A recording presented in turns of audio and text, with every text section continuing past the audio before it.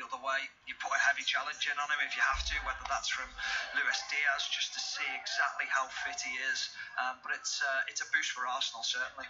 John, you sort of alluded to it a bit earlier, that there has been a bit of talk about Mikel Arteta's coyness around injuries. That is his right, though, isn't it? I totally agree. He doesn't have to tell you if he's fit. Very much not.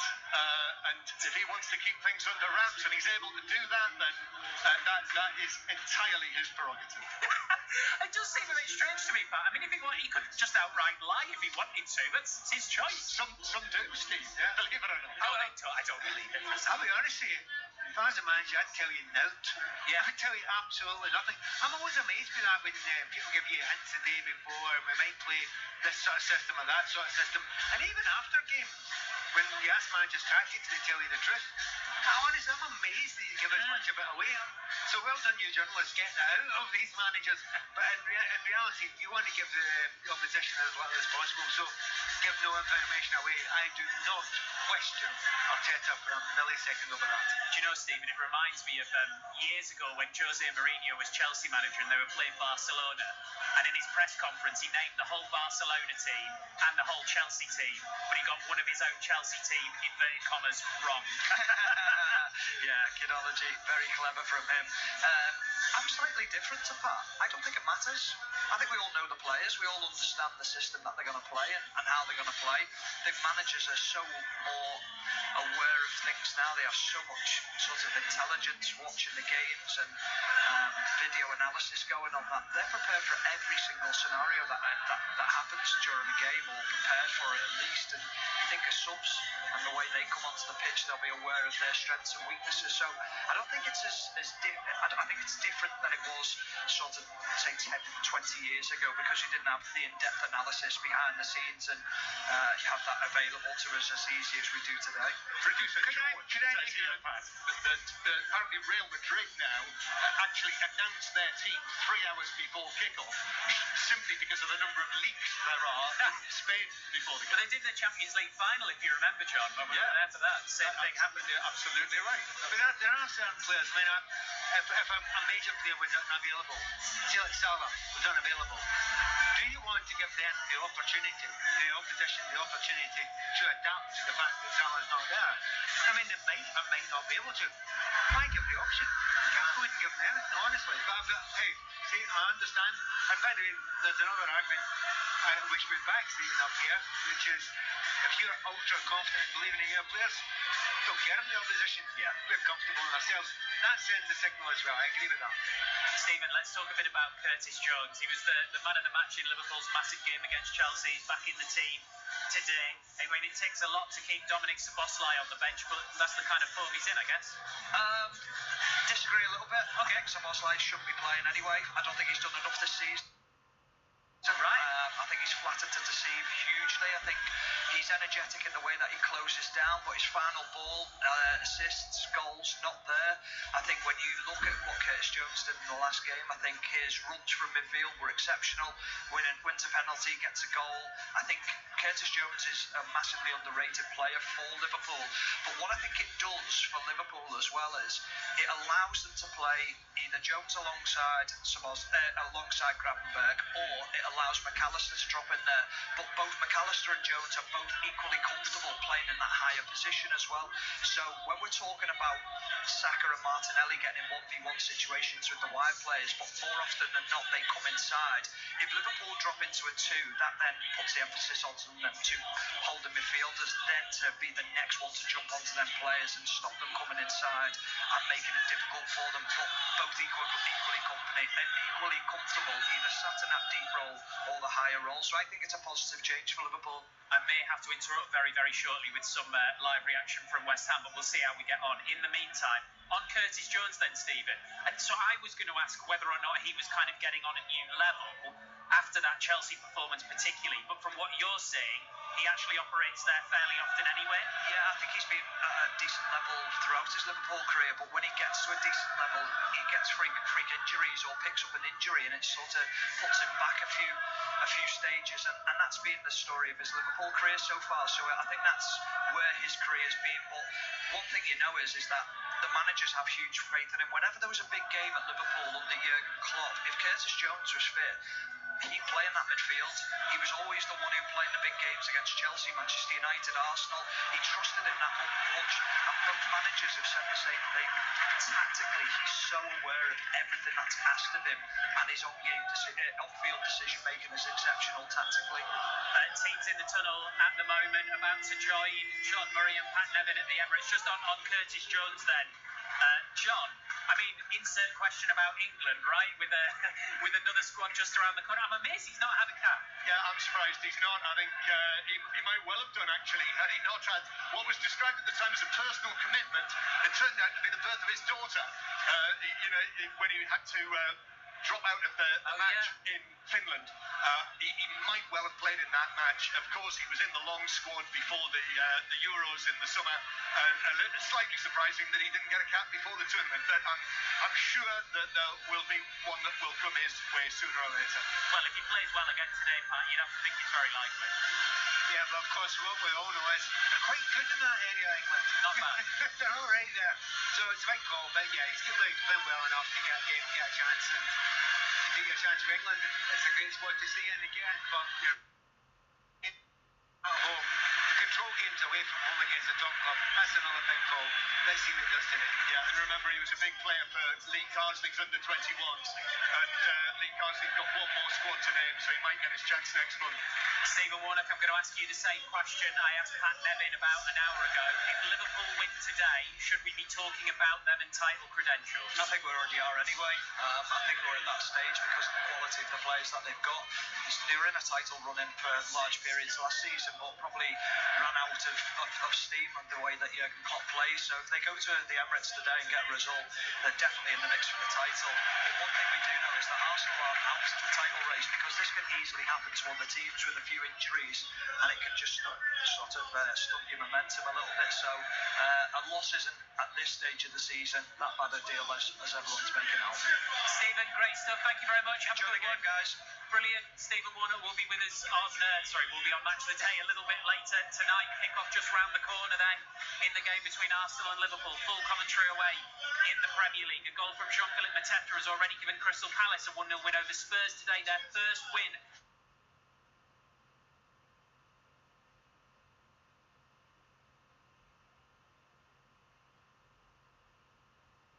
of the Premier League season. So let's squeeze in their captain, Mark Gay, speaking to Match of the Day's Mark Scott. Mark, a big win, but a well-deserved win as well. Yeah, it's on effort, on resilience, on team spirit. Everything was there. Everything came together today. Thank God. We were able to get this win. I thank God. So yeah, I'm just really grateful today. What was the key to the win today? Because coming into it, people would have made Spurs heavy favourites given your form and their form. So what did you get so right today? I wouldn't say it was necessary today. Obviously, everything came together today. But I think it's been work behind the scenes. It's been the supporters sticking behind us. It's been everyone pulling together in one direction and making sure that we can do everything we can to win. So yeah, everything just came together today. Because people would say maybe the confidence and belief would suffer given the long wait for a first league win of the season, but it didn't seem that way out there. Yeah, I think credit to the manager and his staff. I think the message this week was, in life when things get difficult, it's important you don't, sink or keep yourself back against the wall. But it's important that you try to be brave, try to show courage, and that's what we tried to do against a really good Spurs team. That is the Crystal Palace captain, Mark Gay. There's been a penalty at Carrow Road in the Championship. Paul Scott. A lifeline for Norwich. It's Norwich 1, Middlesbrough 3. Tommy Conway on a hat-trick has just had his penalty saved by George Long, who dived to his left-hand side and guessed correctly. Norwich still trailing, though, by 3-1 here against Middlesbrough. Let's go back to Fir Park in the Scottish Premiership. Motherwell Celtic, Gavin Wallace. 70 minutes or so on the clock. Motherwell 0, Celtic 2. Steve, that second goal coming from Alistair Johnston. It was a really nice ball in on 56. The Canadian just managed to get himself away from everyone at that back post to nab it home the header from really close range. To be honest, Motherwell haven't really come out the traps as good as they were in the second half. Remember, in the first half, Lennon Miller managed to crack one off the post, and then a free kick he hit off the bar as well. But at the moment, it certainly looks as what else is happening elsewhere at Ibrox. The Celtic will, of course, go back to the top of the table. Motherwell 0, Celtic 2. To Ibrox, Rangers against St Mirren, Kenny Crawford. A very restless Ibrox. Rangers 1, St Mirren 1, 67 minutes on the clock. The man causing all the problems for the Rangers rearguard is Toyosi Olasanya, former Middlesbrough forward. He had the ball in the back of the net at the start of the second half. It was immediately disallowed for offside. Lots of groans from the Ibrox support. Philippe Clement, he's brought on James Tavernier, the normal captain. He's slotted back in at right back. Robin Proper's been taken off. He was having a nightmare in the back. And Cyril Dessels is on up front as well, so we'll see if Rangers can grab the winner. He's coming forward just now, actually. Puts it back to Czerny, who scores! Vaclav Czerny puts Rangers 2-1 up. Set up by Dessers. It's Rangers 2, St Mirren 1. Earlier it finished Hibs 1, Hearts 1 in the Scottish Premiership, so they are still the bottom two. Hearts in 11th and Hibs in 12th. Other scores in the Premier League: West Ham 2, Manchester United 1. So Manchester United in the Premier League table after that are 14th. West Ham have jumped above them into 13th. Chelsea 2, Newcastle 1. Chelsea go above Arsenal into 4th in the Premier League. Crystal Palace 1, Tottenham 0. We are ready for kick-off then at the Emirates. Arsenal, Liverpool in the Premier League with Pat Nevin and correspondent John Murray. Yes, thank you, Steve. Welcome, everyone, inside the Emirates Stadium, where we've just had the playing of the last post, because this is the Arsenal home match.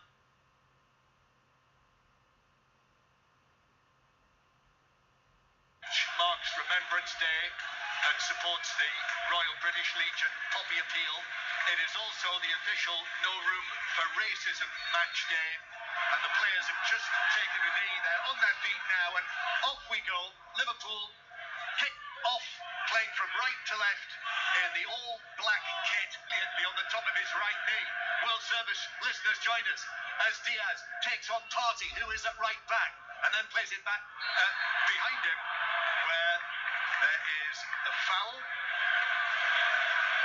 on Robert, there wasn't much in it though, John. No, well, I know, but you know, that's a very dangerous position right this early to give a free kick away. Yeah, set piece, no. Since the end of the season before last, the last match of the season before last. So, set piece opportunity. Gabriel in central defence, Partey at right back, Timber is at left back, Saka is fit. If you haven't heard the news, he's in the team. And Anthony Taylor, the referee, Anthony Taylor, the man who showed 14 yellow cards, remember, in the recent match between Bournemouth and Chelsea, just walks into the penalty area just to check everything's in order. So, free kick from out on the left-hand side. Alexander-Arnold's going to whip it in. Big early set-piece chance for Liverpool. In it goes. Little glance, but it's headed away on the edge of the 6-yard box for Arsenal, who were able to clear it away towards the edge of the box, and Saka is into the action there, but Liverpool actually nipped the ball back. Pat Nevin alongside me, former Chelsea and Everton Scotland international, and up goes Van Dijk to head the ball forward, but Timber should deal with that on his return to the team after 3 matches out.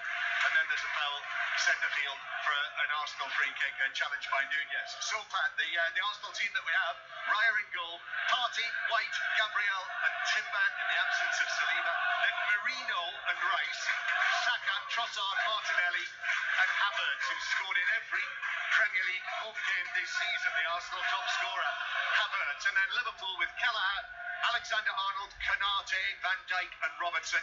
Gravenberg with Jones and McAllister in midfield. Then Salah, Nunez and Diaz coming back in, like Curtis Jones. So Szoboszlai on the bench today. We'll get a word from Pat Nevin in a moment once we've got back from Carroll Road, because, Paul Scott, we are in for a grandstand finish. It is Norwich 2, Middlesbrough 3, just moments after Tommy Conway saw his penalty saved. A chance for Middlesbrough to go 4-1 up. Norwich half the deficit. Borja signs with a lovely finish into the top corner. 15 to play. Norwich 2, Middlesbrough 3. Arsenal 0, Liverpool 0. 5 Live and the World Service from the BBC. Arsenal with Raya, who actually puts his foot on the ball in the D and passes it out to his right. Arsenal, who have now dropped to 5th place in the Premier League after the earlier scores today. 3 London home wins in the Premier League. And that's what Arsenal are looking for here to join them, Pat. And they are, and they're doing it without an obvious centre forward, because Havertz and Trossard, neither are going up to play against Van Dijk or Konate up there. Really clever play there. I definitely think Havertz is a better player not playing up front himself, but coming from a slightly deeper role. And you know what? You're almost wasting Havertz if you play him against them two that are doing so well for Liverpool. So both managers trying to outthink each other this early on. Arsenal with White in central defence. Of course, he's perfectly capable of playing there, Ben White. Although this is now the 6th change of central defence for Arsenal in their 9 Premier League matches this season. As the ball is played back by Robertson to Kelleher, who takes... Well, he swings the ball back out to Robertson, who chests it down on the white line. What a pass! If he meant that, it was genius. Something else, wasn't it? I don't think he meant that. That's when he sliced it out of play. In fact, Liverpool are coming forward quite promisingly. Referee Taylor has spotted an infringement.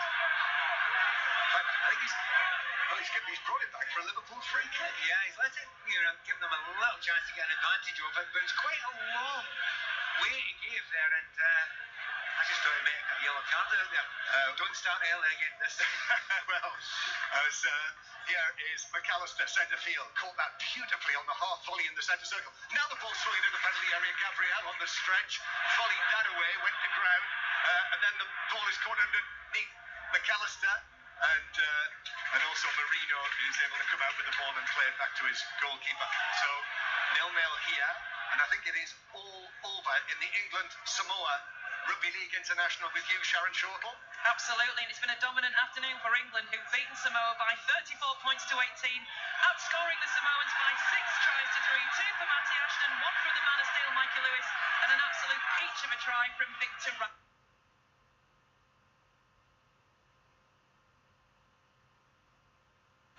On to the second test next week in Headingley. It's finished England 34, Samoa 18. An earlier finished Scotland 6, Ireland 36. But a free kick here because Virgil van Dijk has reacted against Kai Havertz and conceded a free kick and that was off the ball. To be fair to Virgil van Dijk, he didn't kick him once. He kicked him twice. Off the ball, petulantly. I tell you what, that was so unlike Virgil van Dijk to be so rattled so early. What is it that Havertz did to provoke that? Just bumped him a little bit, but his reaction was 2 kicks off the ball. You really do. You think about some of the centre-halves we've seen this season, particularly for Arsenal against Manchester City. What a chance that was for Van Dijk to take. Yeah, it was. And he's got away with it scot-free. Free kick, though. He did concede the free kick. Rice drives it to the far side of the penalty area. Comes out, Martinelli swings it long. I'm not sure Trossard will get there now. He drifts all the way past the Belgian and through for a goal kick. But that was mighty risky by the Liverpool captain. Well, I think the reason why he got away with it is probably not a sending off offence, right? It would only have been a booking. Like you don't go to VAR, obviously, that for a booking. But, kicking people off the ball, not vicious, just a little kind of... Remember all the way back to David Beckham many years ago? And the little flick against so you just Simone. Yeah, you have to be careful. Arsenal 0, Liverpool 0. And there's already been a dramatic afternoon in the Premier League with those wins for Chelsea, Crystal Palace, and he comes up ahead of Timber and bounces out of play for a throw into Liverpool halfway inside the Arsenal half. It's been an issue. Even though Liverpool come into this match on an excellent run, 8-match winning run in all competitions, won 11 out of 12 this season, and have won all 6 away matches this season in all competitions, which no Liverpool team has ever done before from the start of the season. Even though they've beaten Old Trafford and won well there this season, this is the stiffest test yet. But with players coming back for Arsenal, no Saliba, no Calafiori. It is very, very interesting. Yeah, it's actually teed up so nicely for him. As the ball is swept forward through the middle for Liverpool and is straight into the path of Ben White, who's able to play it calmly beside. Yeah, I mean, both sets of fans always do this before a game like this. My friends are Liverpool fans and the Arsenal fans. You ask them what they think. Both of the same. Arsenal friend Sophie Sparrow, she was saying, not sure about this one, but then my Liverpool friends were saying exactly the same thing. It's just constant. No one wants to absolutely believe in this one. It's because it's so tight. And actually it feels that way just now, doesn't it? It's a wee bit tense between the players. Yeah, I thought it might be like this for large parts. In the Rugby Union, the one match in the Premiership, there's a long ball that's played forward to Saka into the penalty area. He's beaten Robertson, he scored! Bukayo Saka, instant impact on his return to the Arsenal team. So important, the captain here today. And he's beaten Robertson all out from, and then from an angle, high into the top corner, past Callagher. It's Arsenal 1, Liverpool 0, and Mikel Arteta has got the early goal that he wanted in a match like this. Do you know what? It's not a complicated ball, it's almost a long ball up the line. But they wanted to find out Saka, what are you going to do against Andy Robertson? I talked about this before the game, John, and I didn't think Andy Robertson's been in the best form recently. They've spotted this as well. Andy just lets him go, but he's got a lot to do there. Cuts back inside, but the angles are still against Saka. He doesn't care, and he has ripped it in the near post. Brilliant finish there. Did that ask you a question about Saka's fitness? Brilliant, brilliant goal. And by the way, that's what the game needed. We could have a crack at that. Yeah, the early goal always helps. Yep. While that was going in here at the Emirates, Paul Scott at Carroll Road. A quite remarkable match here. Norwich from 3-1 down have made it 3-3. Kellen Fisher, the right back. I'm not sure if he meant it. It was a cross from the right-hand side that beat Seni Dieng at his near post. The goalkeeper clawed it back off the line. It hit his foot and flew into the roof of the net. It is Norwich 3, Middlesbrough 3.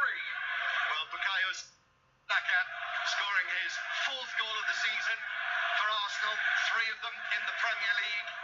Having missed the last couple of matches, picked up that injury against Greece. And Lee Carsley did say after the match against Greece that it wasn't too serious. So my suspicion is the last couple of matches for Arsenal, Mikel Arteta taking no chances. The game at Bournemouth, and then here in the week against Shakhtar Donetsk, because he knew that Saka would be important in this match, and how important. Yeah, and again, I was talking before the match about the matchups with the wingers against the fullbacks. They're all very interesting out there today. But that was the one that interested me most because of Robertson struggling a wee bit recently. And Saka, lightning quick, and he'll be buzzing just now. He's got the armband on today. Yes, he has. The armband. So he'll be feeling quite good about himself. In the absence of the still injured Martin Odegaard, who's missed the last 9 matches, so 10 matches now, but he does say in the programme today that he is very close, or at least he says he's close now, is the phrase that he uses, Martin Odegaard, so it won't be long before he's back. But Bukayo Saka did the old finger to his lips after scoring that so brilliantly. I mean, it was a real whip on it from the angle, what was he, maybe 10 yards out, maybe less than that, but high pass.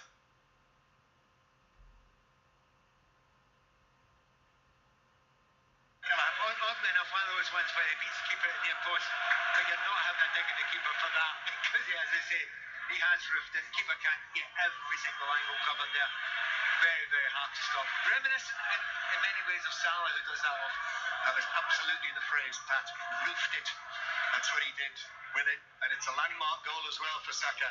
His 50th Premier League goal in his 178th league appearance for Arsenal. Top scorer last season, and Arsenal off running and flying against Liverpool, who've got the best defensive record in the Premier League this season.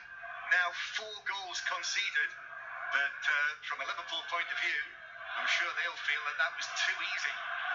Liverpool, though, trying to do something about this. Jones over there on the far side plays it back after it was blocked back to him, and Liverpool playing across the back line.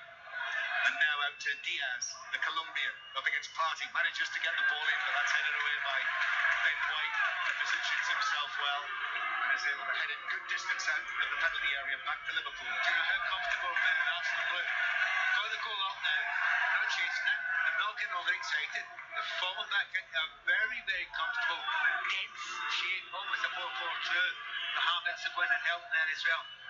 It could be very hard to break down today, we'll see. That's the first goal that Liverpool have conceded in the first half of a Premier League match this season. 1-0 up sounds if you're on the move. Arsenal on the back foot here as the ball is played into the penalty area, but Raya across to his left and is able to claim it as it bounces up into his gloves. So 1-0, Bukayo Saka, the goal scorer on what's been a beautiful afternoon in London, very, very mild, and Raya drops the ball down to pitch surface and passes it out to his right to Ben White, and now to Partey. That's really helped the atmosphere, of course, the goal in the 9th minute. Oh, and that's given away though, and a chance for Salah to sweep it. Shot goalwards from 23 yards, and that was narrowly wide of the post. I'm surprised he went for the near post, as it were, because you know what Salah's like. If he's got a choice, he slews it in towards the far post, but he changed it this time. Really surprised at that, because there's very, very few better than him curling it around the goalkeeper there, and he knows it himself. He's looked away in disgust. Look, it's not an easy chance, but you want one player in that Liverpool team for that to fall to, it's Mo Salah, and he didn't get it right. Liverpool played it across the back line, and it was a heavy touch. Well, it was actually miscontrol from Marino that ran into the path of Salah, and then Pat described the rest. Here's Rice now for Arsenal. Arsenal coming off the back in the Premier League of that defeat at Bournemouth. That will have stung them. It was a disappointing performance. Of course, they had the red card in that match as Liverpool win a free kick near the edge of their own penalty area, and they can reorganise themselves. Gravenberg fouled. Of course, the thing everybody knows is that everybody knows for Arsenal, they haven't dropped any points when they've got 11 men at the end of the field. They're at the end of the game. But when they've got man involved, they've dropped 7 out of the 9 points. So they must be sitting thinking to themselves, I hope we've got a referee who's not card happy. But precisely right. The 3 matches in which Arsenal have had a man sent off, they're the 3 that they've dropped points in. Ball played forward from the back for Liverpool. That Gabriel will just see back to Raya, who turned against Nunez. Arsenal still haven't got it out of their penalty area. Raya slips over as he clears this out and puts it straight out of play for a Liverpool throw. And the home supporters are not happy with that. Living on their nerves, living on the edge of their seats. The ball is back with Liverpool in the central third. We're going to go to Motherwell Celtic when we get a chance, but Liverpool with Van Dijk, then to Robertson, who's beaten comprehensively by Bukayo Saka for the goal. And in fact, Liverpool are going all the way back to goalkeeper Kelleher. So come in from Motherwell, Gavin Wallace. Indeed, all over bar the shouting and a couple of minutes of injury time. It's Motherwell 0, Celtic 3. And I mean, that is not long on the park, John. It was lovely work down the right-hand side by Nicholas Kuhn. A lovely low ball in, and the former Norwich City frontman was there to tap home to give Celtic a 3-goal cushion. Motherwell 0, Celtic 3. Yep, so McCowan, Alistair Johnston and Ida, 3-0 Celtic. Rangers winning 2-1, also a 3 o'clock kickoff. Here's Diaz against Partey, but he did well there. Partey, the two of them shoulder to shoulder, and in the end it came off the Arsenal man for a corner. It's very noticeable. Liverpool are trying to do that as well. Arsenal did it, they scored a goal, pinged the ball over the fullback and let your winger go. Well, they've tried that 3 times with Diaz and Partey now. Diaz has got very, very close, but so far Partey has stood strong, but he's going to get asked questions all afternoon or all evening. So across comes Trent Alexander-Arnold to take this corner from the left. Liverpool won their last 2 away matches by 1-0, but here 1-0 to the Arsenal. Alexander-Arnold raises his left arm and then plays it into the near post. It's a glance and it's headed in. Van Dijk there in the 6-yard box. Just stooped forward, got his head to it, into the back of the Arsenal net. Liverpool are level through their captain, Van Dijk. Arsenal 1, Liverpool 1. Arsenal should be ready for that, because right at the start of the game, 2 or 3 minutes, and maybe even less than that, a minute into the game, they got a free kick from the same area, and a near post header flicked on, and Arsenal got lucky that time, but they've fallen for it again. Whoever is the front man has to get in there. Didn't manage to get in there. Luis Diaz gets the flick on, and of course we know Van Dijk is very, very good in the air. So 1-1. Sometimes these games aren't classics. This might be. Well, we've had 2 goals in the first 20 minutes. And Virgil van Dijk getting on the score sheet for the first time in the Premier League this season. Almost couldn't miss that. It was the old favourite to score from a corner, the near post flick, and then headed in the 6-yard box. You mean classically, if you've got a corner and you've got something, you must have a guy in front of their first man. So they shouldn't get a near post flick unless it goes over perfectly the front man. In actual fact, the front man was a Liverpool man, and that's just not good. Diaz, who will get an assist for that, concedes a foul, the two number 7s together. It was Diaz on Saka, free kick on the right, and the Arsenal supporters are pointing out that Diaz kicked the ball away. That's what that's a short memory. Yeah, and exactly. Delaying the restart. No yellow card here. Declan Rice will take this. Free kick on the right-hand side. Already 1-1 here at the Emirates. As darkness begins to set in. Rice plays this a lovely delivery and a cross in the 6-yard box. I think the offside flag was up against Marino, I think it was. Stretching for it, foot first. Yeah, it might have been, but hey, he didn't get it on target. He should have got it on target.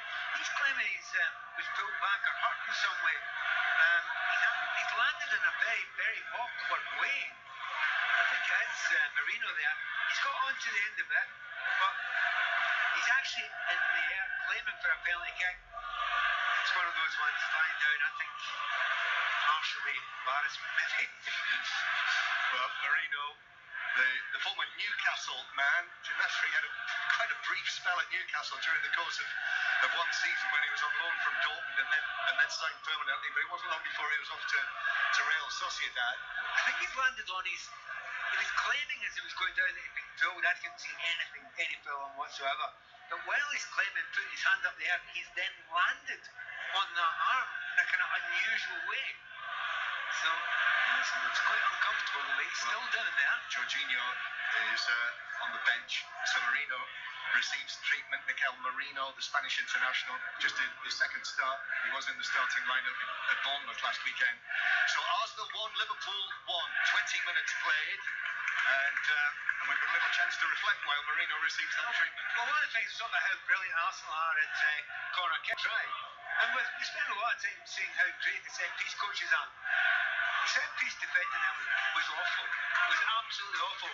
You managed to get Diaz in front of your front man to get a flick on. And on top of that, right, okay, it's a modern way. Nobody on the post. If there's anybody on that back post, they just clear him calmly. You know, absolutely no one there. And it is one of those, if you take that chance of putting everyone out there, you better make sure you win the ball. We didn't win either ball there. And that actually is quite a soft goal to give away. Arsenal 1, Liverpool 1. The two captains on the day. Saka for Arsenal, Van Dijk for Liverpool, and the ball is with Virgil van Dijk as he walks it out towards the halfway line. And then Gravenberg in centre field.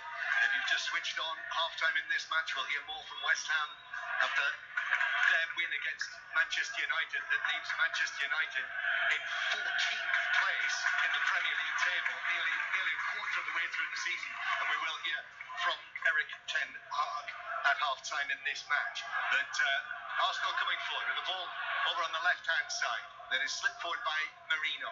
Then Martinelli, infield to Trossard. Trossard turns. Trossard scored in this match last season when Liverpool had a man sent off, had Konate sent off. Arsenal won 3-1. Here's Saka now, the goal scorer for Arsenal. Lovely, beats Diaz, takes on Robertson. Right-footed cross is handed away by Liverpool on the edge of the 6-yard box. He looks in the mood, Saka. He does, and Robertson another tough day today. Gets across in there. But well done, Diaz. Came back and helped his mate. Now it's on the other side. Martinelli slipped the ball past Alexander-Arnold, who was just about able to recover. Well, he was.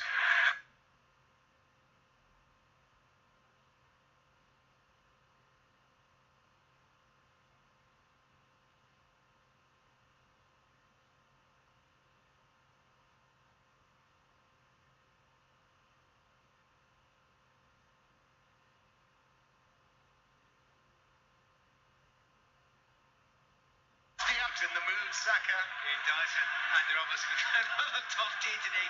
Gets across in there, but well done. Diaz came back and helped his mate. Now it's on the other side. Martinelli slipped the ball past Alexander-Arnold, who was just about able to recover. Well, he was, and he was able to get his body in between himself and the Brazilian. But now Martinelli with another chance. Nunez is back there helping out his defence, and the ball deflects out of play off the off the Liverpool man for a throw-in, which is taken from from nowhere near where it went out of play. However, referee Taylor allows play to continue. Arsenal. Here's Rice now, middle of the half. Rice just stabs it back here to Partey, the right back.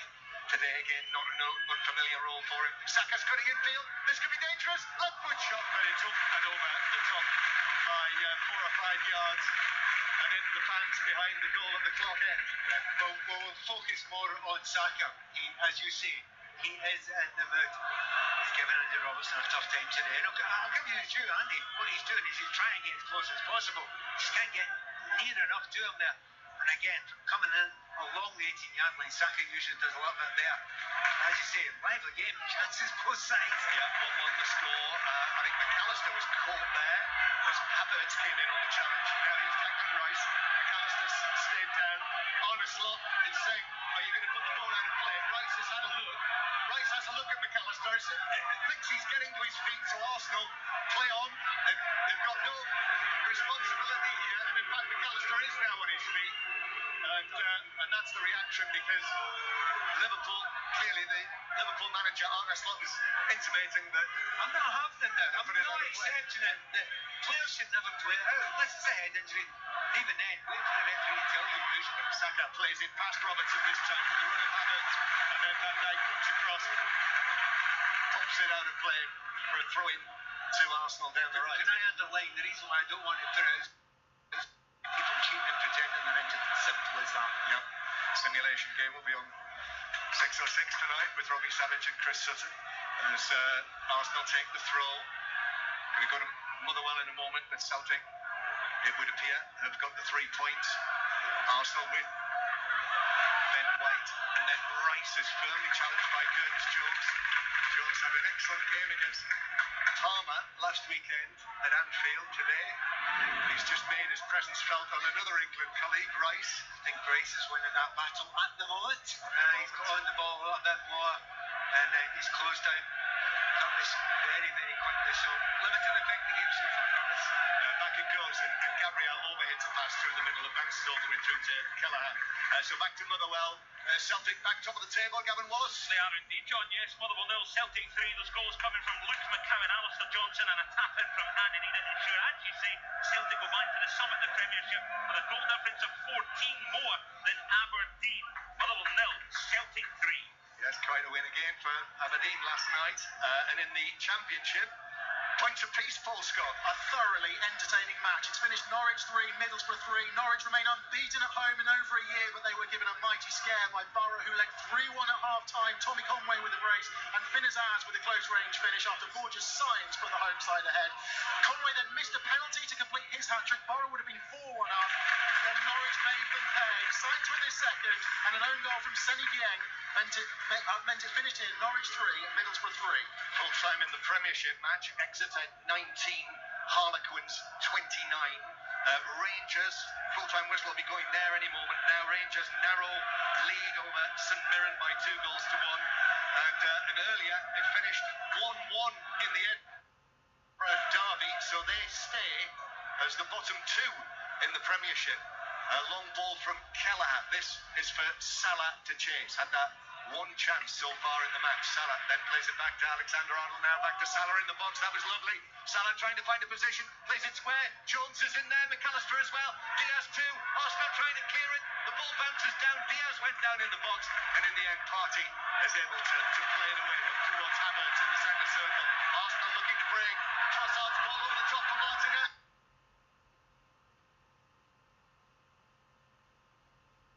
Martinelli against Canate does very well, the Liverpool defender, to dispossess him. He's been fabulous this season, Canate, with the power, and also he's reading the game much better than he used to do. He's just one of those centre-backs who took a little while. Every single game now, he just seems to grow in confidence, and it used to be Van Dijk and somebody else. actually now they look like almost an even partnership. Yes, and Jarell Quamsa is not getting a look in because, their defensive record this season, 4 goals conceded in the Premier League, even though they've let one in today, speaks for itself. By the way, what is going on here? Havertz ran straight into the back of Van Dijk there, pretending he didn't see him. He's a hard guy to miss. Well, they couldn't deal with him. Arsenal in the 6-yard box. It's Liverpool sweep forward again. Nunez. Salah's ball in. Took the deflection, I think, but that carried it through to Raya, who was able to claim it. And the Arsenal goalkeeper has the ball in his hands. Arsenal 1, Liverpool 1 here at the Emirates. And Rangers have won it at Ibrox. Kenny Crawford. Yeah, John, Rangers 2, St Mirren 1. It wasn't pretty or dominant from the host, but the 3 points are secure. Mo Diamante's opener cancelled out by Alex Gogic's header for St Mirren, but Václav Černý is fast becoming the darling of Ibrox. He turned in Cyril Dessers' comeback for the winner, his 6th of the season.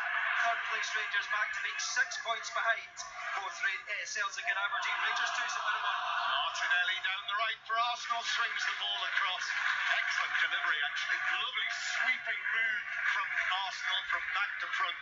But then Havertz arriving at the back post couldn't force a shot on goal, and it went behind off him for a goal kick. Well, you make a great point. He couldn't quite get there. Well, he started so deep because he's playing the false 9 just now. But him and Trossard, both of them it's a double false 9, as it were, asking an unusual couple of questions of the 2 centre-backs for Liverpool. The problem is, they did get good possession, they did make a good move, but you also need to get in there. They couldn't quite get there. 1-1. Arsenal took the lead, and their lead lasted for less than 10 minutes. Saka for the home side, Van Dijk for the visitors, and Arsenal playing the ball up towards Havertz. Now first time touch to Saka. Here is Thomas Partey in field to Ben White, who's back to Partey on the right hand side. But it's become all cagey here as Arsenal just keep possession inside the Liverpool half. Mikel Arteta almost stepping onto the pitch. There's some urgent instruction that is wanted to be passed out onto the field. Trossard though plays it to Marino. Now here is Martinelli again. Martinelli up against Alexander-Arnold, cuts inside, plays it back to Declan Rice, standing tall. You can clearly see the number 41 on his back. But Nunez comes across. Some members of the crowd just down in front of us warn him that Nunez is coming. He keeps possession. I think he knew all along. He is imperious on the ball, Declan Rice, particularly today. And there's a little bit of wind-up going on between him and Nunez as well, who's coming back into that area, trying to nick it off him. But to be fair, Nunez can hardly get a kick. Canate leans forward to cut out that cross from the left. I think he got it with the top of his shoulder, so not a handball. Bounces back into the back to Canate. Has lost possession. Martinelli falls down inside the box. Liverpool clear. Havertz 10 yards out on the volley, sent it over the top of the bar. Some Arsenal players were appealing for a penalty while play continued. It bounced to Havertz, left foot, higher over the top, and the Arsenal players continued to walk. The question is, was Martinelli brought down? It was a sandwich, wasn't it, between Canate and Alexander-Arnold? I think Canate gets the ball there. It looked very, very rough. You know, it wasn't very, very clear. Canate's trailing leg probably gets a bit of a ball. They will be checking it 100%. It's one of those ones, had he given that as a penalty, he wouldn't have changed it. He didn't give it there, so he wouldn't change it right. So, as I suspected, play on. But everyone seemed to stop then. Yeah, Havertz. It felt like there was a feeling that Anthony Taylor was going to point to the penalty spot. Listen, I know he's not everyone's cup of tea, Anthony Taylor, but the fact is that he is one of the leading referees, and I think he had a good view of that and was quite decisive. To be fair, I think that's what works brilliantly. You know, he thinks he sees it, he's pretty sure he sees it, but you've not got every single angle on it. He feels as if Canate's trailing leg gets a ball, which it does, but there is contact as well. And that's when VAR looks and says, is it absolute clean? Have you wiped him out? No, is the answer to that. So, I think we got that right. Yeah, suspect there'll be Manchester United supporters who'll be listening on the way back from West Ham who'll have their views after a VAR controversy in the match that led to their defeat. Jared Bowen scoring the late penalty there. So as I say, we'll hear from Erik ten Hag at half-time. Arsenal 1, Liverpool 1. This is our sixth Premier League commentary of this weekend as Bukayo Saka is forced away from goal by McAllister, but goes back, pushed round, and then is pulled over by the Argentine. They're baying for a yellow card, and here it comes out of Anthony Taylor's pocket for Alexis McAllister, and Trossard has had plenty to say for himself there. And there is the yellow card for McAllister. They can't really argue with that because he's lost that battle. Saka's got past him. He's looked really good. He's comfortable holding the ball just now. He's been really, really strong. He's beaten him, and you've got to kind of almost accept it that he's got away from you. He's not really running into massive danger because there's plenty of Arsenal defenders or Liverpool defenders in the way. But there's a bit of frustration there, isn't there, for McAllister? Takes him out, yellow card, can't really argue with it. I think that's the first one, isn't it? It is. We could have seen one before now, but that's the 33rd minute. How restrained.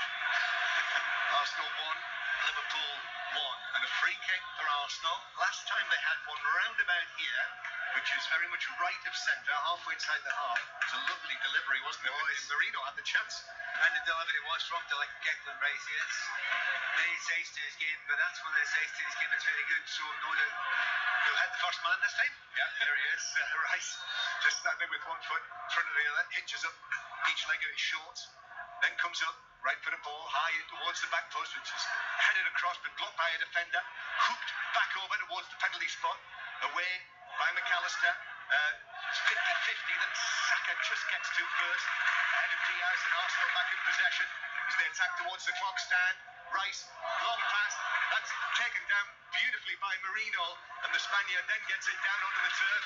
Applause for him for that. Someone actually gets up onto their feet to applaud him. And now Martinelli, edge of the box, wastes the shot. High over the top from Gabriel Martinelli. And a goal kick to Liverpool 1-1. I hear the reaction when the Arsenal fans think of that. Just under a good little period, but it's been like that all the way through the game. Liverpool have 5 minutes, then Arsenal have 5 minutes, but this last little period was good. It's just a real shame for Arsenal there. Martinelli comes in and he just panics slightly there. He just snaps at that one there. He had much more time than that. And even if it gets blocked, just try and get it on target and ask somebody a question. So it is 1-1 as half-time approaches here. As Diaz is well tackled by Partey, and that sets Arsenal off on another attack with Martinelli. Liverpool dropping right back into the penalty area. Martinelli's ball across is cleared away by Canate. Marino again into the penalty area. That's been a feature, isn't it? Didn't get it forward from his deep alive midfield position. It's cleared away towards the halfway line. That was a foul by Diaz. A nudge in the back of Partey. So a free kick to Arsenal, 10 yards inside the Liverpool half. In half the Diaz has got the ball, hasn't it? Go back, he can play there, obviously. He's much more comfortable in the central position. However, he's not really given Diaz much. I mean, Diaz has asked him a few questions, but he's had the answer every time so far. Free kick taken short this time by Arsenal. The score is 1-1. Here's Martinelli. Right-footed ball driven into the back post. It's Havertz, but cleared away. Cleared away by a rather relieved Robertson. As then there's a foul on Nunez, and a free kick to Liverpool on the edge of their own penalty area. So it's Arsenal 1, Liverpool 1, and Pat Nevin's here with us. Yeah, the balls came through to the back post after Havertz.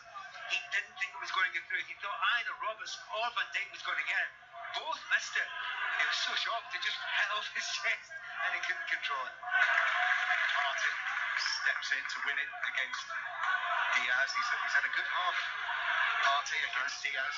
This near side to us, the right hand side, it was a big question. You're talking Robertson and Diaz against Partey and Saka. And really the biggest dangers have come from the Arsenal side here. They have looked more dangerous. But you know that's capable of changing, because if Robertson can get off the park a bit, him and the 1-2s that he plays with Diaz are very, very good. Now here is Partey. He brings the ball down, but Diaz comes in with a challenge. And the throw-in is given Liverpool's way. It was one of those. And Arne Slot is now coming to the fourth official. They don't like that, and it's been overturned.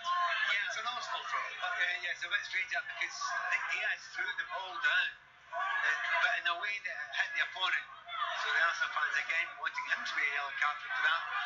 Referee on this occasion not getting carried away with the yellow cards. Yeah, and we've just had that message up from the Premier League Match Centre, which says when Martinelli and Arsenal had the penalty appeal, the VAR deemed that Canate did win the ball in there, which is what I thought. But he won it with his trailing leg, happy to win it, but he still won it. So I think the Arsenal supporters are suggesting that when the ball bounced out of play there, Diaz kicked it away again for a second time in the match. Yeah, and it's when he bounced it, it's as if he deliberately bounced it off his foot.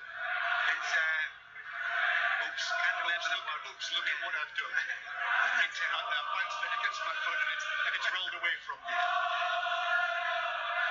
1,000 apologies. Yes, exactly. Look, you don't mind a little bit of, fun, professionalism, niggle. That happens in games. Not to get carried away from it. So I'm not happy the referee hasn't been through just the yellow cards for that sort of stuff today. Yeah, but that may well become a feature. Yes.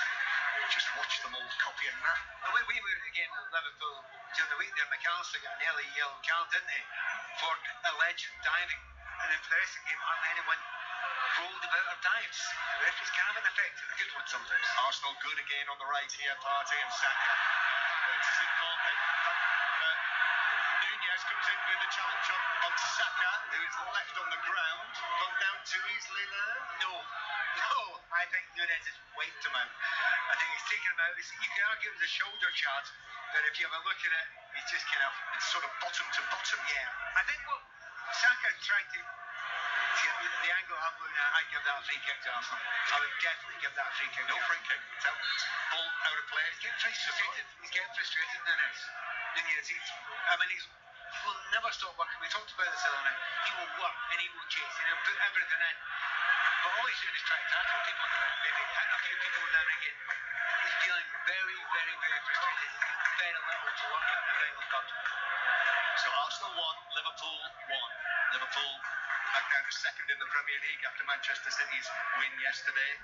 It stays like this, Manchester City would stay top. Arsenal have dropped down to fifth now after Chelsea's win earlier. If you look at the system, John, in front of us just now, really no one sitting forward, are they? Two wingers far up the park. And here's a long one for one of them. Martinelli chased, but Canate's able to get there first and just hook it back to Trent Alexander-Arnold, who passes it across the penalty area to Callaghan. Callaghan, long and left-footed. And then Diaz on the challenge. Partey got there first. He headed it forward for the red shirts with the white sleeves of Arsenal. Trossard closes down Alexander-Arnold's attempted volley clearance, and now it's Trossard on the ball, takes him on, left-footed cross, headed away by Van Dijk, who is in front of Bukayo Saka, and Diaz, I think he's going to lose it. He has lost it to Partey, and then Rice takes it. Rice keeps possession, even though it looked as though Nunez might just spirit the ball away. Declan Rice stretched out a leg, and Arsenal have it again. And then Marino, lovely play by him, neat in midfield. There's a run down the left from Timber, but it comes in field towards Martinelli. Martinelli fights Havertz. Havertz is 25 yards out, just angles it back to Partey. Partey now to Saka on the right-hand side. Robertson has a little look over his shoulder. The ball is almost stationary. Saka plays it in left-footed, easily headed away by Van Dijk. But he doesn't get close to him. He just stands off him and he gets the cross in. He's supposed to stop crossing from the full-back, so... but what's happening, I think he's got real problems now, that left-back area. It's Diaz now getting dragged back. It's led to a free kick. It's Diaz again, and the Arsenal fans are onto him. I mean, this was just a little foul coming together. In fact, it was less of a foul than Nunez on Saka a few moments ago, but this one is given Arsenal's way. The problem is Diaz is getting dragged further and further and further back. Standing now, and Andy Robertson shows to give his mate a hand. The problem is you then can't get out. And that's, certainly Partey's having a part. He's loving this because that allows him to get further forward. 1-1 the score. Declan Rice just rubs the top of his shirt on his forehead. 3 minutes to go to half-time, plus added time. Rice, again, right-footed delivery from the right. Here it goes in there, and it's headed in! 2-1 Arsenal! And it's Marino! He's had a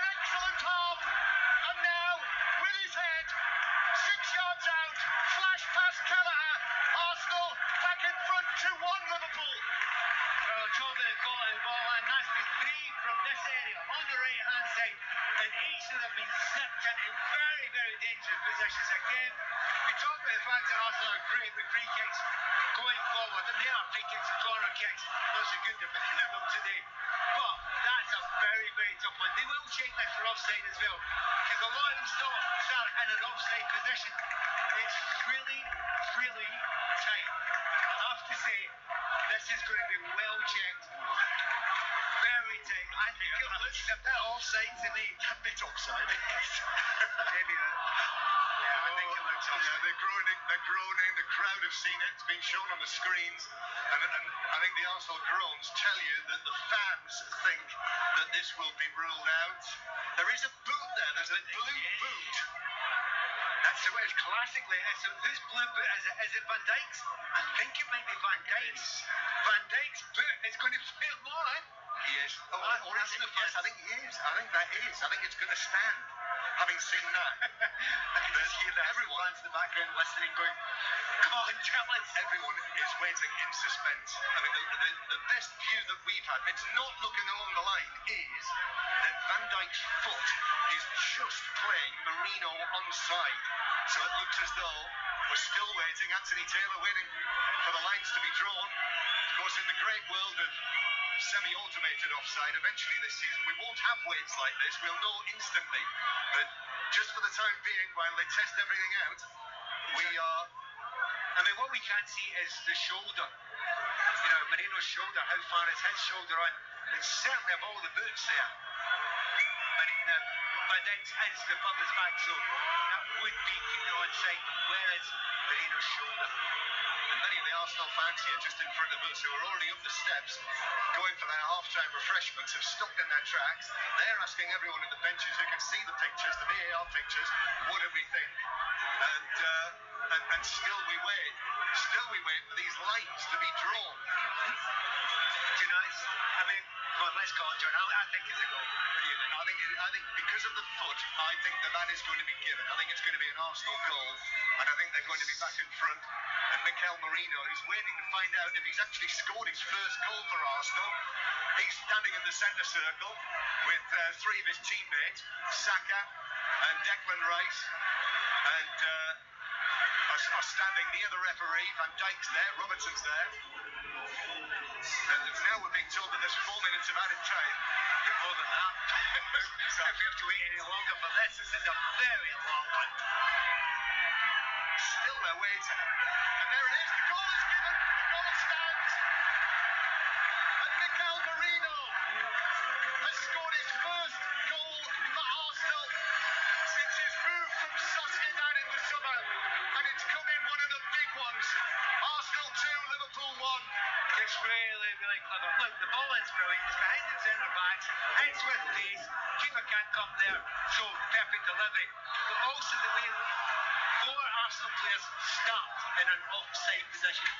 They start in an offside position. But the way they make the runs, and they expect the Liverpool players to come back, just as defenders naturally do, that is so clever. So Liverpool with 6 wins out of 6 on their travels this season in all competitions are behind for the second time in the match just before half-time. In fact, we're into those 4 minutes of added time. There'll be more than that as well. Many of those Arsenal fans have actually disappeared up the steps for their refreshments. Ball played over the top, Saka to chase, even though there was a little hand in the back from Robertson. Saka's miscontrolled it behind, and it is a goal kick. So Liverpool have conceded 2 goals here, having only conceded 3 before today in the Premier League this season. But to be honest, it felt as if it was coming a wee bit in the last 10 minutes or so. Arsenal can take control of the game. Salah has hardly had a kick in the last 30 minutes. Diaz has been pushed miles in his back. As I said before, Emirates has been hardly involved in the game going forward at all. Yes, Timber coming back into the match, having missed the last 3 matches, has had a relatively easy ride, hasn't he, against Salah so far. Although here he is. Salah's ball high into the penalty area from the right on his left foot. That's an easy catch from Raya, who's able to catch it and then flop down onto his front as they do. We're in the 3rd minute of added time. Half-time, we'll have more on Chelsea's win against Newcastle, Palace's win against Tottenham, and West Ham's win against Manchester United. Celtic and Rangers both winning. Hibs 1, Hearts 1, Norwich 3, Middlesbrough 3. Very good comeback for Norwich City as Raya now eventually launches one downfield, headed forward by Van Dijk. And we will, as I say, if you've just switched on, we will hear from the Manchester United manager, Erik ten Hag. Manchester United have got Leicester to play at Old Trafford in the League Cup, the Carabao Cup in midweek. And then this time next week, it's Manchester United against Chelsea. Here is Liverpool in possession with Salah. Back to Curtis Jones. Now Salah again. Martinelli's come back in there against him. The two number 11s together. Salah twisting and turning. Salah, 10 goals against Arsenal over the years. As it's played back to McAllister. And then McAllister back to Konate, Van Dijk. This is actually quite a rare Liverpool attack that we're watching here in the context of the last 20 minutes or so. In it comes from Alexander-Arnold, and a header from McAllister is saved in a routine style, dropping to his right by Raya. Yeah, but I know he's thinking himself. He just tried to turn it towards the goals. You need to try and redirect that slightly back to where it's coming from. You know, all the top centre forwards will tell you that. Head it back to the direction it's coming from. You'll be able to get more purchase on it. Difficult for the keeper to move as it was. Flicked on target, straight down the goalkeeper's throat. So Arsenal leading through that Marino headed goal, and about 6 yards out, just beating the offside trap. A lengthy wait for that. It's Gabriel now being chased by Nunez down into his own left back position. Gabriel was seen strange in the Premier League without Saliba alongside him. Takes the ball right down towards the corner flag, and then Nunez fouls it obligingly. So it's a free kick to Arsenal, and Gabriel gets to his feet. Now in that corner where the North Bank stand meets the far side, he's on his feet and raising his arms and urging the Arsenal fans over there in the stands to make more noise and see them through to half-time with this lead. Yeah, not that many problems for that defence so far. We were asking a question beforehand because, as you say, players missing, players slightly out of possession as well, but back lines look quite strong for Arsenal just now, but a lot of that's got to do with Declan Rice sitting in front of him. He's been very nervous. There is the half-time whistle. And in the end, 5 minutes of added time played at the end of the first half. I'm not convinced that they've added all of the time on for that VAR today. However, there we are. Arsenal in front through Saka. Liverpool level through Van Dijk. And that late goal that Arsenal had to wait for it to be confirmed means that the home side, Mikel Arteta's side, lead narrowly 2-1 at half-time. It doesn't look like it's going to finish 2-1 because of the way that you play this now, there are chances. Arsenal are creating the kind of lion's share of them. The two really smart, really clever teams, but at the moment, I would say Liverpool win that dressing room and say, if we can't get Curtis Jones on the ball, the final third, we're going to struggle. And they need to do that somehow. Half-time here, Arsenal 2, Liverpool 1. Thank you very much, both. We'll be back at the Emirates, of course, for second half commentary. Loads of reaction to squeeze in between now and then to the games in the Premier League so far today. Chelsea 2, Newcastle 1, Crystal Palace 1, Spurs 0. Erik ten Hag on the way after West Ham United got a controversial penalty and beat Manchester United by 2-1.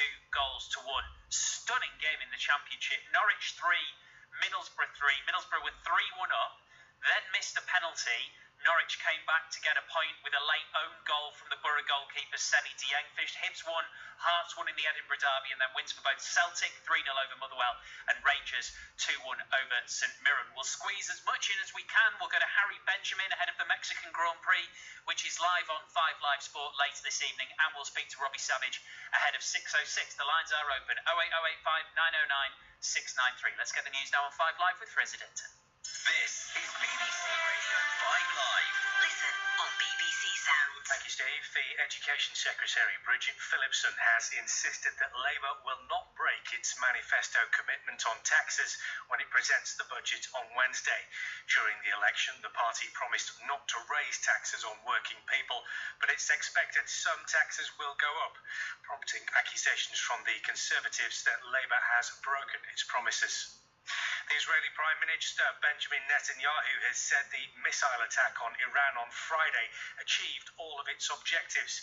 In a speech, Mr. Netanyahu said the airstrikes were precise and powerful. Iran's supreme leader said any response must be decided by what was in his country's best interests. A 48-year-old man has been charged with attempted murder of a woman and 2 young children in East London. They were stabbed in Dagenham on Friday evening and are being treated in hospital. Police said all of those involved were known to each other. And international observers of Georgia's general election have listed numerous violations.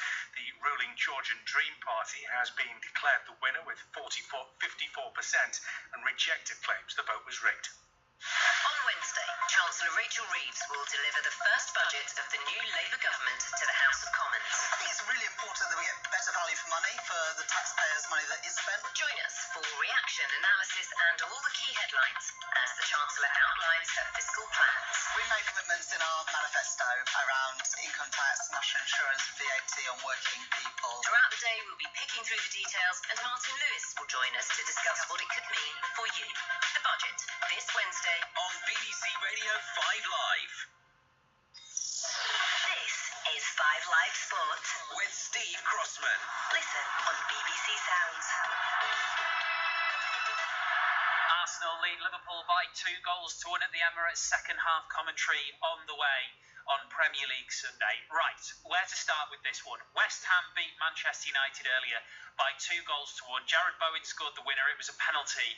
It was really controversial. Matthijs de Ligt and Danny Ings had, I suppose, what you'd call a coming together. Wasn't seen initially by the referee, David Koo. VAR told him to have a look. He did, and then he gave a penalty. Half-time. You on the pitch when you went to see him afterwards? Just we had a good talk about, I wanted to know what was the process, and so I got some clarification about the process. So I told him, especially the one I think I criticize most, because he should stay away from this, because he brings the referee in a very difficult position, but then he has to show great personality to deny the advice of the VR, that's clear. But when you have to think that long, and I think it was almost 3 minutes, and it's just before time, then I think you should never make this heavy decision, tough decision to give a penalty, because that impacts the game in a big way. In VAR, though, was Britain's leading official, Michael Oliver, and he has a fine reputation as a referee all around Europe. I don't comment on any person. I just give comment on the process, and I say the process, what was ruined, wasn't right. Definitely not. Erik ten Hag speaking to Rob Nothman. 08085 909 693. Robbie Savage, that feels perfect for 606, doesn't it? Well, the word Manchester United and process is used an awful lot, this season. I agree with a lot Erik ten Hag says. I don't think it was a penalty. I thought it was a joke decision. And to take that long to give it, listen, the referee went over. VAR shouldn't have got involved. It's not a clear novice error. The on-field decision should have stood. But again, it's gone against them, but they've missed so many chances in the first half, Steve. I was in Istanbul to watch them against Fenerbahce. They've, as you say, they're 21st in the Europa League table. They're now 14th on a -3 goal difference. They have to take their chances in the first half. It's another late goal, which they've conceded. Listen, it wasn't a penalty, and obviously they're going to feel aggrieved. But, West Ham made changes at half-time. They got those changes right. I thought Somerville was brilliant. West Ham probably didn't deserve to win the game, but you've got to credit Lopetegui for the substitutions. But Manchester United, I think the big question is, what is the process? That word process and Manchester United, they go together. He's talking about the process of VAR, but what is the process of Manchester United? 14, Steve, listen, you have sympathy, and as a manager, when they go against you, you're obviously absolutely devastated. And it wasn't a penalty. What is Michael Oliver getting involved for in that situation in the VAR? So here's my question, Rob. If you just sort of think back over, let's say, the last 10 weeks of 606, do you notice an increasing number of sort of Ten Hag out voices? Does it change much week to week, do you think?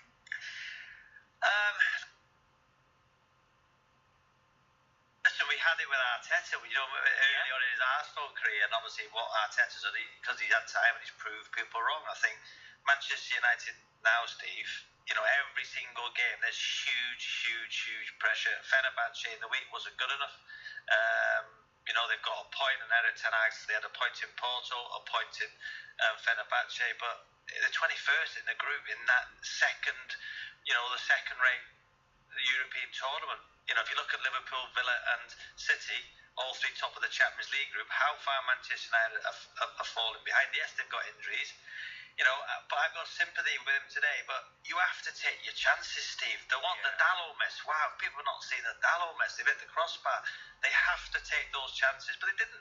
And you have to see out games. There's another late goal. They're defending for the first on the back post. How many goals have United conceded on the back post this season? So again, there's a lot of work to do. On 606 as well, Steve, Chris, talking to, I think it was Tracy, the Ipswich fan last night, saying about, is she going to watch Norwich today? Well, I'm sure she did. It was 3-3. Chris said, they're going to get a derby next year. So I'm sure Chris is not happy about 3-3. And what about Chris's Spurs? Wow, they win when they lose, when they win when what? You love it, don't you? What's happening? I suppose for Spurs fans, they want to be entertained. That's all I'm hearing. They want to be entertained. Well, if you want to be entertained, go to the cinema. Big win for Palace. Big win for Palace, first of the season. What a win for Palace. And Chelsea, I said top 4, Steve. I think it was me and you. We said, can win it? Well, not sure they can, but I think top 4, it's a huge win for that today for Chelsea, and a good win. And we've still got this game 2-1. Did that go just before half-time? Will there be goals in the second half, Steve? But it's going to be a great 606, 08 285 909 693, mate. Nice one, Rob. Thank you very much. Mate. Robbie Savage and Chris at the 606 as soon as we're done at the Emirates. Elsewhere, Crystal Palace have their first win of the season, as we've just been saying, over Spurs. 1-0. Let's hear from the Palace boss, Oliver Glasner. Congrats to the team, to the players. How they played today from the first second with this passion, with this intensity, with this courage. And in our situation, it's easy to talk about playing with courage, but then show it on the pitch against a really good Tottenham team. And we did it from the first second. We got the reward with an excellent goal, a very high press, winning the ball in their box and then scoring an amazing goal. And also at the end, we always tried to be active. Yes, there were some situations, but Tottenham is a great team. But we always were playing forward, creating chances, creating situations. So I'm really proud how the team performed today. Is there a sense of relief now that the pressure is taken off a bit because you finally got that win? Of course, to be honest, yes, it helps all of us, but especially getting the confidence back. If we play in that way, if we play with this intensity, if we play with this courage, we are a very good team, and then it's very difficult to beat us. And for getting this response, this game helps us. Oliver Glasner with Match of the Day's Here's the Chelsea manager, Enzo Maresca. Very pleased with the points, but especially with the performance. I think it was a complete performance on the ball and off the ball. For some moments we were unbelievable on the ball, and for some moments we were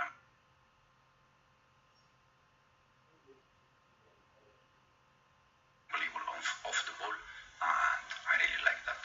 And about your squad just at the moment, 11 changes the other night.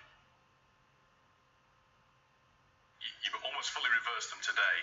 Is there cover for every position? It seems like you've got the squad absolutely full now. Every game I feel bad, I feel shame because I need to leave players out and they're like. But it's the only way to do something to try to compete. And the important thing is that no matter how many changes we do, it's important that the style is there, the identity is there, and we can continue to do that. I know he's only 2 games back, but have we seen again just how important to this club Reece James is? Absolutely. It's very important. He's our captain, and he's a fantastic player. Enzo Maresca with Guy Mowbray. In Rugby League, England had a dominant 34-18 win against Samoa in the first match of a 2-game series, and in Rugby Union's Premiership it finished Exeter 19, Harlequins 36. 7:45 tonight, full commentary here on 5 Live of the Mexican Grand Prix. Carlos Sainz on pole ahead of Max Verstappen and Lando Norris. Let's speak to commentator Harry Benjamin. Harry, I mean, Carlos Sainz, nobody seemed seem to want him. He's going to be leaving Ferrari to go to Williams, and he's making a point before he does. I know, it's such a bittersweet weekend for him, isn't it? Off at the end of the year, making way for Lewis Hamilton. But you know what? Carlos Sainz has been pretty much quick from the get-go in Mexico. Quicker than teammate Charles Leclerc. Both laps in the final run of qualifying were good enough for pole as well. Over 2 tenths clear of Max Verstappen, who starts second. The Ferraris are really coming back into the hunt in the close of this season. They're only 8 points behind second place Red Bull in the Constructors' Championship. So this could be a really strong weekend yet again for them. Remember, they got a 1-2 last weekend as well in Austin. Realistically, that constructors battle, that three-way battle, is going to be the thing that sustains us, isn't it? It increasingly feels like the idea of a late Norris Verstappen title battle is a bit far-fetched. Well, as an optimist, Steve, I will always go to the bitter end. But 57 points between Verstappen and Norris, yes, it is a lot. It's still mathematically possible. Realistically, Norris needs to win this evening, and Verstappen needs to have some sort of problem and pick up little to no points. That's what's going to keep the Drivers' Championship alive. But we can get excited about a three-way fight in the Constructors, and McLaren could be on for their first Constructors' Championship in quite some time. They've got a 40-point gap at the moment to Red Bull, and they're the ones looking over their shoulder, as I say, at Ferrari. But McLaren are within reach of Ferrari too, so I think that battle is going to go all the way to the wire in Abu Dhabi. But the Drivers' Championship, I think this is really Norris's last proper attempt for keeping himself in the fight. And just very quickly, Harry, if Sergio Perez looks over his shoulder at his home Grand Prix, unfortunately he won't see very much. What a miserable weekend for Sergio Perez. He'll see 2 cars. Actually, he'll only see 1 car behind him. 19th place Zhou Guanyu. Sergio Perez knocked out in Q1. Disaster for him. His 5th Q1 knockout. He's going to have a long afternoon. But maybe the crowd will spur him on. But with Liam Lawson, Yuki Tsunoda, the RB juniors doing well, this is really the last thing Perez needed, with just a few races left at the end of the year, and maybe his last races in Formula 1. Good stuff, Harry. That's Harry Benjamin, your commentator tonight. 7:45 for full commentary of the Mexican Grand Prix. Teams are back out at the Emirates, ready for the second half. Arsenal versus Liverpool. Pat Nevin and John Murray. Yes, with Arsenal leading Liverpool by 2 goals to 1. No changes at the break. So Arsenal with Raya in goal, who's just running towards the clock end stand. Partey, White, Gabriel and Timber in the absence of the suspended Saliba. Rice and Marino, goal scorer Saka, Trossard, Martinelli and Havertz. And Liverpool with Kelleher, Alexander-Arnold, Konate, Van Dijk and Robertson, Gravenberch, Jones, McAllister, Salah, Nunez and Diaz. Pat Nevin sitting alongside former Scotland international. Referee Taylor blows the whistle, and off we go in the second half with Arsenal kicking off, buoyed by that goal. Then we had that long wait to see if it would stand just before the break, and Konate just sent the ball behind for a goal kick to Liverpool. So no changes at the break. Pat, did you think Liverpool might? Yeah, slight eyebrow raise, just a slight one just now. But if there's another 10 minutes from Liverpool, like the last 10 minutes, I think they'll need to change it, because they were getting dominated in the midfield there again, mostly due to both of them. I was going to say one man, Marino, he's been exceptionally good as well, alongside Declan Rice, but quite clearly Declan Rice, as we keep on saying, he's been a colossus. Foul by Nunez, just shoved over Gabriel. Going for his car. Liverpool have disputed this, and referee Taylor has seen, well, it's one of the people who are sitting on the bench behind on a slot. It might be Spike Holzhoff, his assistant, who was shown the yellow card, judging by where Anthony Taylor pointed his finger. But we'll get confirmation from that, I would think, from the Premier League. So it wasn't Slot, it was one of the coaches. Arsenal 2, Liverpool 1, free kick. Gabriel plays it forward, left-footed. What are you laughing at? I love the assistant referee turning around and giving a bit of stick to the guy who's just yellow card. You don't usually see an assistant referee turning around and giving the pointing. Yeah, it's Gary Bessington, who's one of the most experienced men around. So maybe he's got a little bit more license. Throw in for Alexander-Arnold to Rice on the halfway line, and then a foul shown by Martinelli, a free kick to Liverpool on the halfway line. I think now we've seen half of the match, I think we can definitively say that this is the toughest test that Liverpool have faced yet under Arne Slot. Well, by some distance, I would think. I mean, away from home against Arsenal, most teams find it difficult here, especially when they've got 11 men. Oh, nice footwork, Trossard. Now to the right-hand side, ball played into the box, and it's cleared away. Just got his heels to that near the penalty spot. Canate, the recovering Canate, and then it's out of play for what it's given as a throw to Liverpool, which is very strongly disputed by Trossard. He's got to be careful, but it's a throw into Liverpool on the far side, and Arsenal are sniffing possibilities here. They're particularly down that right-hand side. We've talked about exactly the fact that he's had a very good start. Oh, and a slight injury. Because Gabriel has sat down on the halfway line. They've already lost Saliba, and Gabriel away from the action. And whether this was something to do with when he was pushed over by Nunez just down on this side of the field, I'm not sure. Perhaps the way he fell, but this is a real concern for Arsenal. That was possibly a soft tissue thing, the muscle, thigh, left thigh. He's checking that out just now. Maybe thigh just above the knee, or maybe the knee itself. But it's one of those ones where if you could, you would maybe rest him and take him off, but you wouldn't want to do that just now if you're Arsenal, unless you absolutely have to. The amount of trouble they've had with that back line just now. And the other week there against with the Bournemouth, they brought Kiwior on. To be fair, he looked very, very rusty.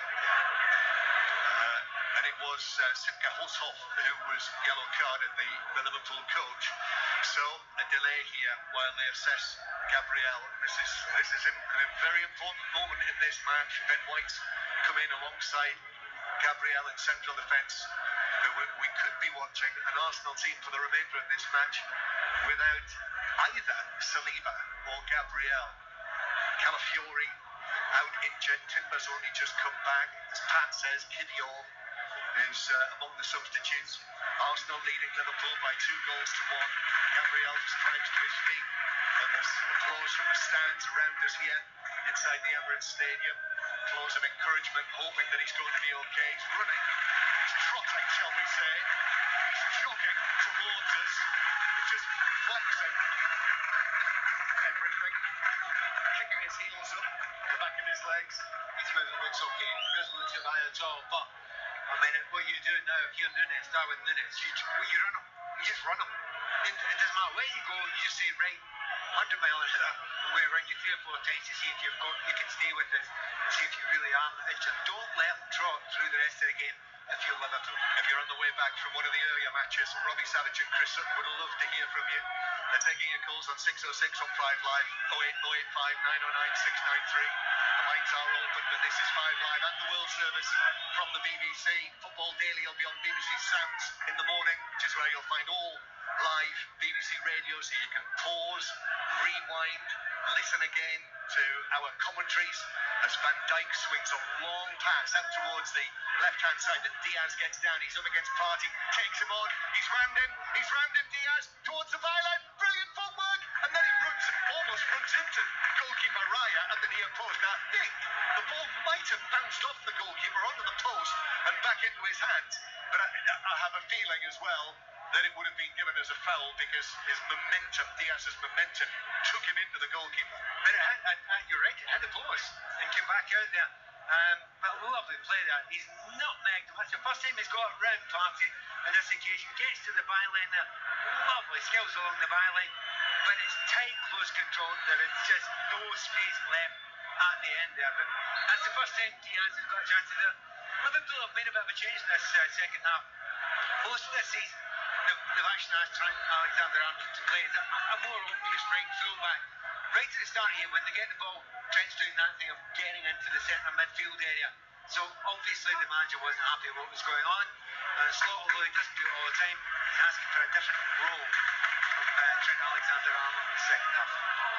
2-1 Arsenal lead, but that was one of those brilliant, highly technical Tasmanian Devil-style runs of Luis Diaz. Here's Trossard, who's dispossessed, although he might have been fouled by Jones. No free kick. Referee Taylor says Jones took the ball cleanly, gives it to Salah now, trying to get into the game. Salah 1-2 with McAllister. Salah drives it across, and all the way across the face of goal. I think it might have taken a deflection in there. However, Diaz twisting and turning again. And then the crossing left-footed from Robertson, but too close to Raya, who Gabriel has sat down again. I think that is going to be it. As he sat down, he grimaced, he gritted his teeth, which are remarkably white. So there was a dazzle of those teeth, and I think that will tell you that is it for Gabriel. I'd be amazed if he carries on. You don't really get it twice. And he's not exactly a type of player to act it out either. You know, and he's off the ball.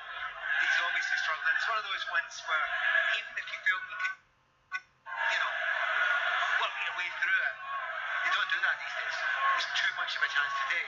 Because if you make that a chronic injury, you could be out for months rather than weeks. So, no, I'll be surprised, but who will they go for? Kiwior? Yeah, the Polish international Kiwior has been warming up, I think, for the duration, because they knew it was a possibility that he would have to come on.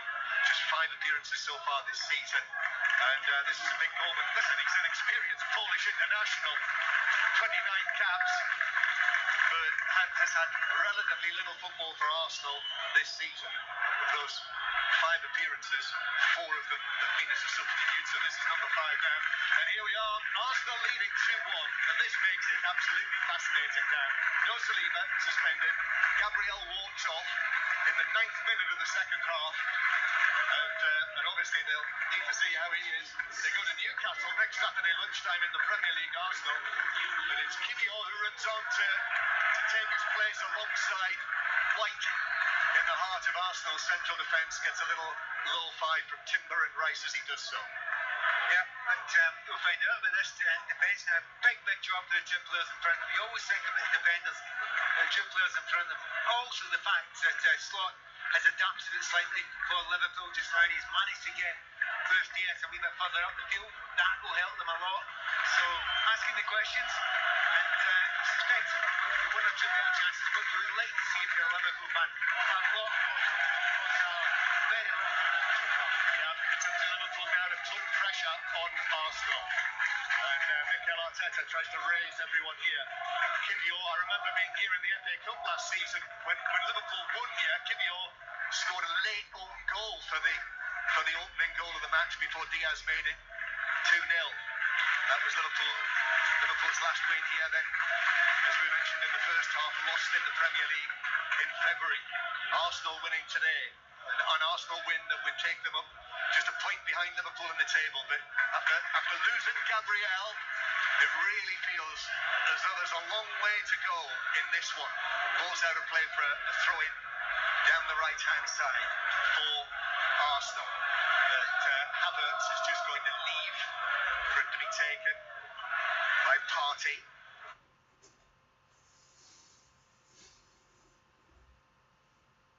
And then it's touched back, but cut out actually by Diaz, and it's out of play for another throw over on the far side. Yeah, lines open for 606, Pat. 085 909 693. And 606 only till 7:45 tonight, because the Mexican Grand Prix is on 5 Live, and from 8 o'clock tonight the NFL is on Sports Extra with Darren Fletcher and Greg Brady. The Washington-Chicago Bears match, but it's 8 o'clock tonight because of the change of the clocks here in the UK. 2-1 Arsenal lead. Yeah, and just at the moment it's really quite well balanced now. I thought Arsenal were looking favourites, but a slightly better start this second half from Liverpool. Ball played downfield by Alexander-Arnold for Timber, who was the favourite. I think he might have run it out of play. No, he kept it in against Salah, then played it forward.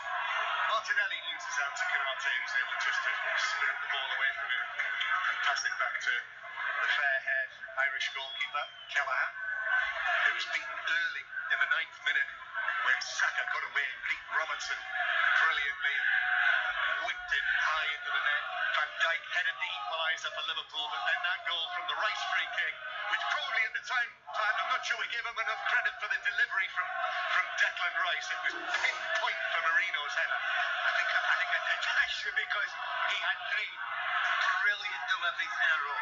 Here's Salah, spins away from Timber, takes it to the edge of the area, cuts inside, beats Timber on his left foot, goes for the pass. Surely Diaz was in an offside position. He was so far offside, there was an immediate flag shock. But to be honest, brilliant play, first of all, by Mo Salah. He wins the ball, gets by his defender, cuts inside, and to be honest, It was so un-Salah-like.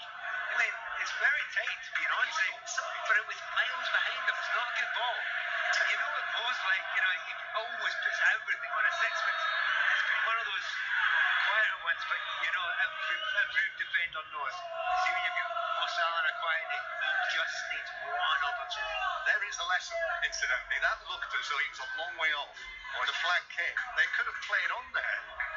And he may well have been on as Jones, I think, was fouled. But in fact, the ball's run to Salah, so referee Taylor waves the advantage. Liverpool continue the attack, but Salah's pass was behind Darwin Nunez with that glossy black hair tied up in the back of his head, the Uruguayan. Nunez scored the only goal in Leipzig when we were there on Wednesday night. Nunez again, so he's kept his place in the team. No Jota, of course, for Liverpool. They've got their injury problems. We've spoken enough about Arsenal's, but Liverpool with quite a list as well. Comes back to Van Dijk. Van Dijk. Then to Alexander-Arnold, who thinks about a low shot, but it's a low shot that was missed and bounces several times as it rolls past the far post by 5-6 yards. I think it's good for Liverpool fans. You can get a little bit more down this right-hand side. Very little from Salah and Trent Alexander-Arnold in the first half. A little bit more now. Not sparkling yet, but a little bit more. In the first half, the right-hand side of Arsenal had really outshone them. But in the second half, again, Saka's faded a little bit from the game as well. So, yeah, it shows. Deflected out of play for a throw to Liverpool, which they take quickly. There's real urgency here for Liverpool. 6 wins out of 6 away from home this season, but behind here at the Emirates, packed Emirates Stadium. Watching down as Diaz takes it down the left-hand side. His cross deflected back by Colombia. Excellent work all in there to work it away, but Liverpool have it back. Edge of the area. Alexander-Arnold's ball. Nunez.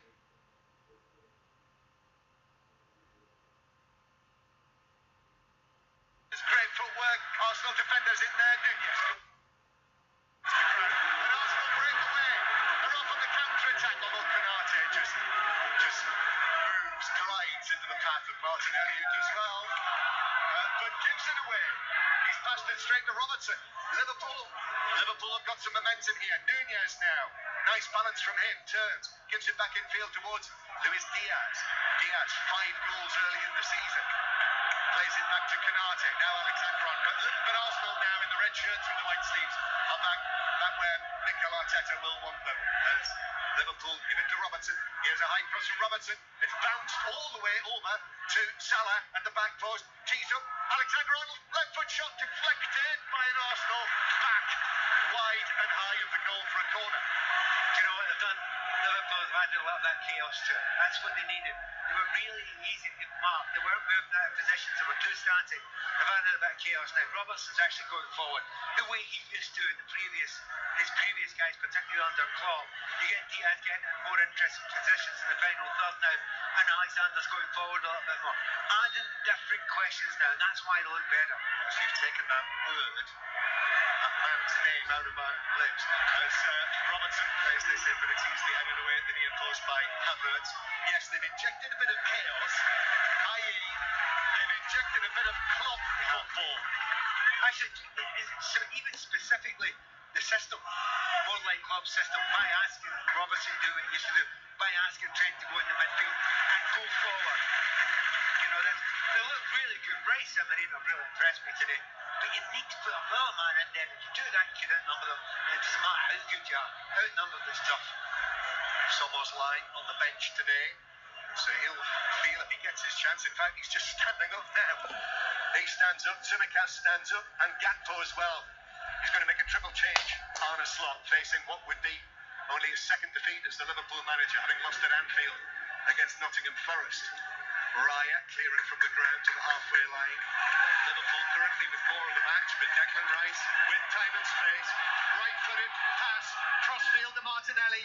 Martinelli with Alexander-Arnold chasing him. He's got into position. The cross from Martinelli to the back post is headed away securely, safely by Robertson to Salah, who's looking for a free kick. In fact, it's driven away by Alexander-Arnold. And Arsenal come again with Timber. Timber's pass forward to Martinelli. Martinelli byline on the left-hand side, just slows the play down, gives it to Timber, then back to Marino, and now again Martinelli up against Gravenberg, takes Flicks onto the byline, gets it across. Canate headed it out, not it back into the box by Rice. Trossard with a touch, and then Arsenal through Kipior go back to the halfway line. And across comes Partey. And he lifts a pass to Timber. But he's offside, back from an offside position, Timber, so it's a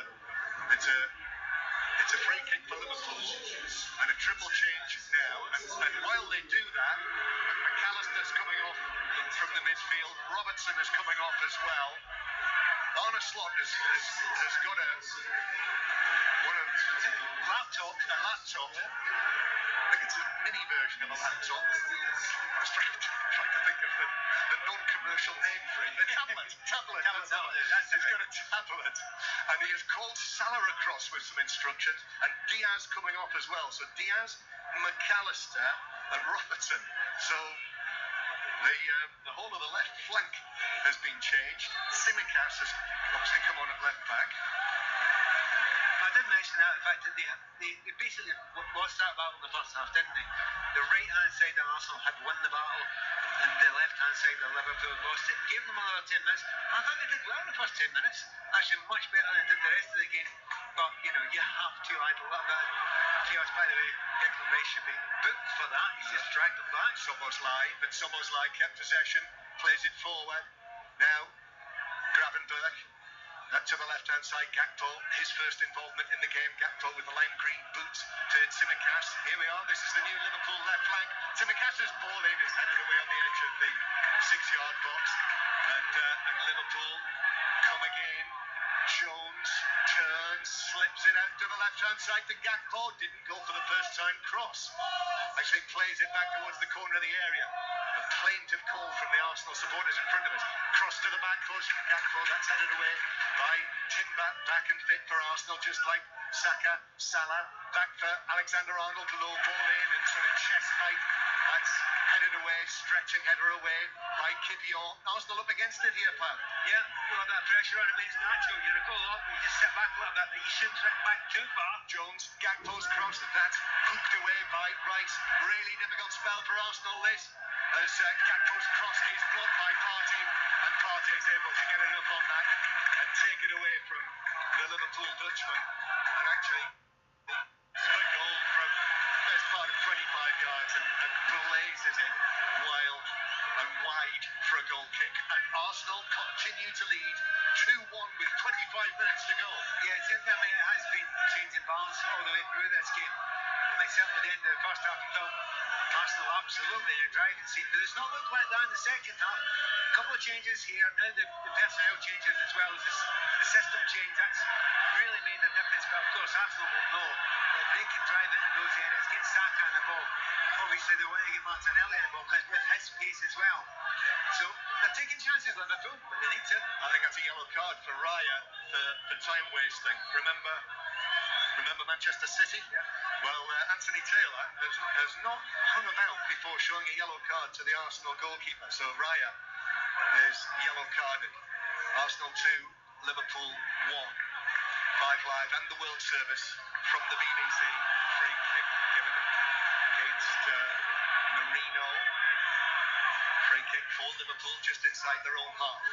On 5 Live, lines up for 606, 08, 085, 909, 693. All of the football details from today you'll find on the BBC Sport website, on the football pages. Phil McNulty and Alex Howell are here. They'll be writing about this match. Match of the day 2 for the highlights tonight on BBC One or any time on iPlayer, and the Football Daily podcast in the morning. And of course, if you've got a smart speaker, you can listen to our commentaries via your smart speaker. Just say play Radio 5 Live. Here's Jones for Liverpool, who is just nudged over. Free kick for Liverpool. Set piece chance. They like them in these sort of areas.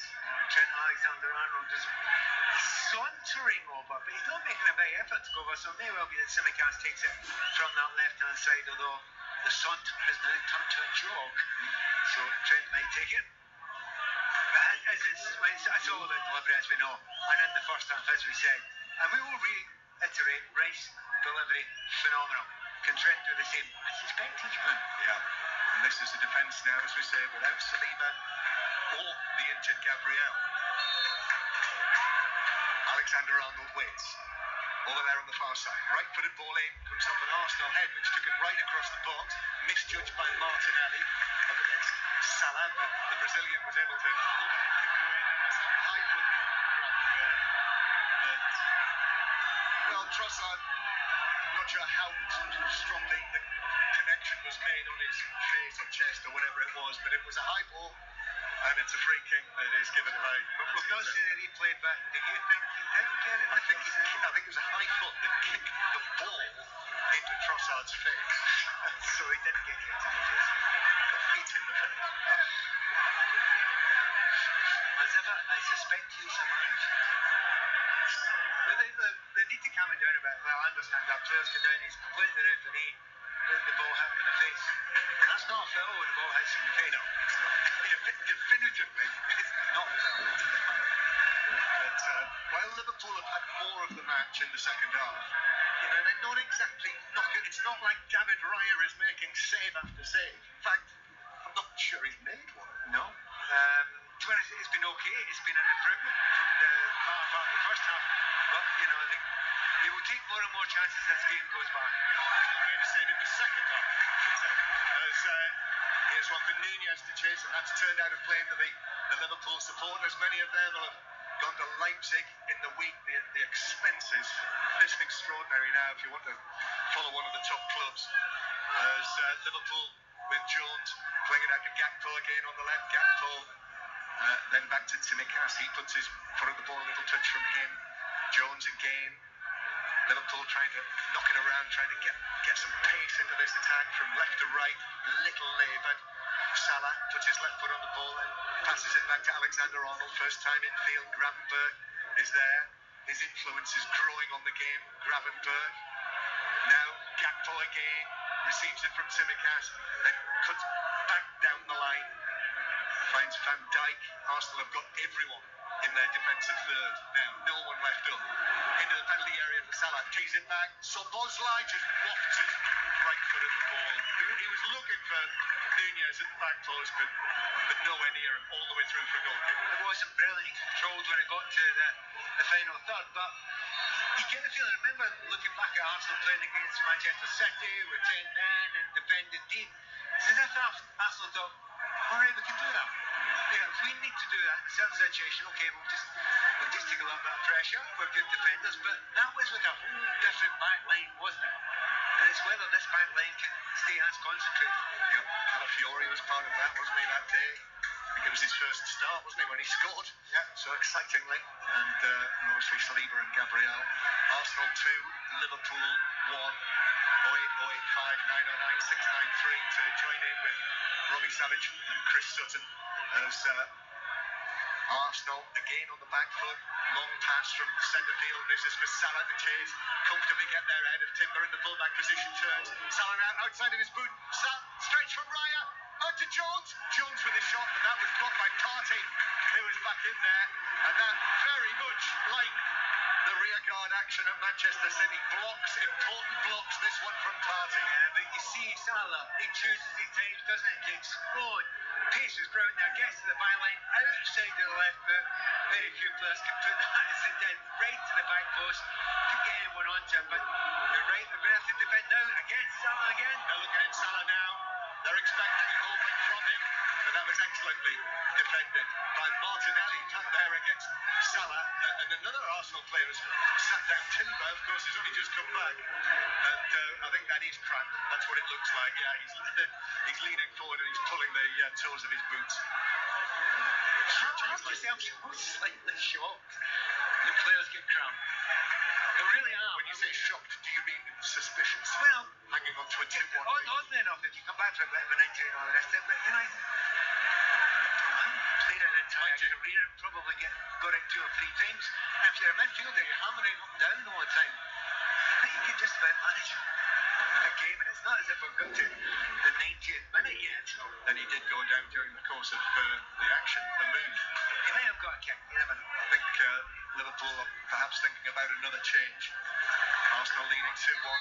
We are into the last 20 minutes now. And Liverpool don't give the ball back to Arsenal immediately, but then after the throw is taken to Canate. It's driven forward. Possibly on a slot was booked there. We'll check on that. I think that would be a second yellow card of the season. As Arsenal break away down the right-hand side into the penalty area. Liverpool stretching here, but Kelleher's able to come out. It was Havertz. Really quick break down the right-hand side into the penalty area, but defenders were back and it just overran it through to Kelleher. It's a really good place, Kai Havertz, but weirdly doesn't use it that often. If you've got that kind of long stride, you fly forward, you think you try it more often, but he wants the ball at his feet as much as anything else. But in that case, almost got to the byline, and Arsenal will be making a change in a few moments. Yeah, and it's going to be young Miles Lewis-Skelly, the 18-year-old who is going to come on. So my guess would be that Timber is not going to be able to finish the match. That's quite a big call. Maybe it's Mo Salah. Here's Martinelli. Martinelli beats Alexander on.